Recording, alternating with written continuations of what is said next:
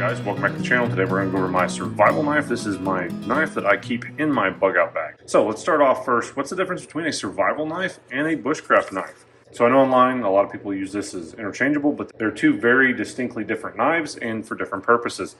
This knife lives in my bug out bag. This knife lives in my outdoor backpack for bushcraft and camping, and they're a little bit different. So, bushcraft knife obviously is going to be used for woodwork, cleaning game, stuff like that, just overall camp task and stuff like that. And a survival knife, at least for me, a survival knife is something that lives in my bug out bag like this. This is a Architect Field Buddy.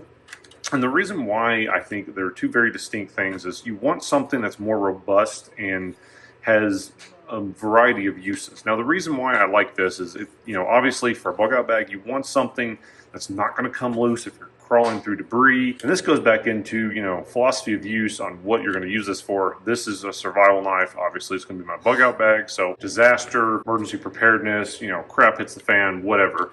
I don't want something that's going to risk coming out. This is not coming out very easily.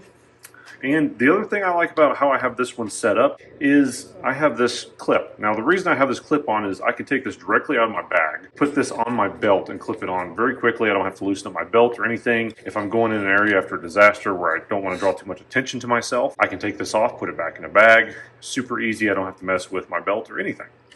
And the other thing, too, what I like about it is it's a big, heavy-duty, sturdy, fixed-blade knife. Not going to break very easily. Very good steel for prying, and G10 is very hard for handles. Now, the other thing, too, if you notice, these run off of Allen wrenches. So I can tighten this up if it gets loose. A knife like this, if it busts, there's no repairing it. This I can repair. If something cracks, I can take this off. I can take paracord. I can wrap it around it. I can make a new handle out of wood. I have options to repair the handle. The other thing, too, is it's got this really nice choil up here to where I can choke up on it, and I can still do fine tasks like feather sticking, cutting stuff. I can get way up on it. I can get back off of it if I want a baton with it and chop.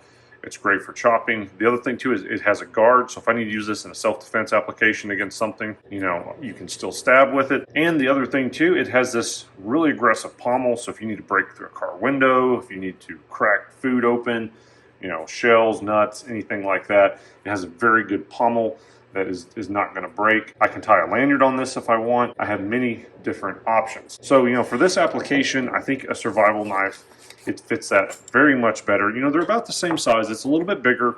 The blade is a little bit thicker, but lengthwise, they're fairly close and comparable. But this will take more of abuse than I ever would put this knife through. I mean, this is better than nothing. Don't get me wrong. I love this knife, absolutely, but it's not what I keep in my bug out bag. And another thing too is you want to make the investment on a knife that you're going to leave in your bug out bag. You don't want something that you're going to be robbing and taking camping or whatever. Remember, guys, your bug out bag is your emergency kit. It needs to be ready at all times. So you don't want to be robbing Peter to pay Paul by taking stuff out and just allocating it to different kits and stuff like that. You want something that's going to stay in there all the time. And one of the other things I like about it is it has a lock.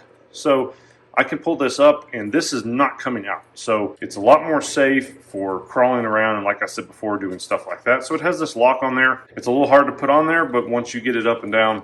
The other thing too is this has a cord to where I can strap this down on my leg, keep it from flapping around. So let's talk about the steel. The steel on this is 1095, and 1095 is, I prefer 01 tool still, but 1095 is a very good steel. It's easily sharpened in the field. I could sharpen this using pretty much anything I find. You can sharpen knives on car windows if you need to. You can sharpen knives on pretty much anything. All of my kit bags, my bug out bag, I keep this. Just a small field sharpening kit. If you get nicks on this, it's easily repaired and sharpened.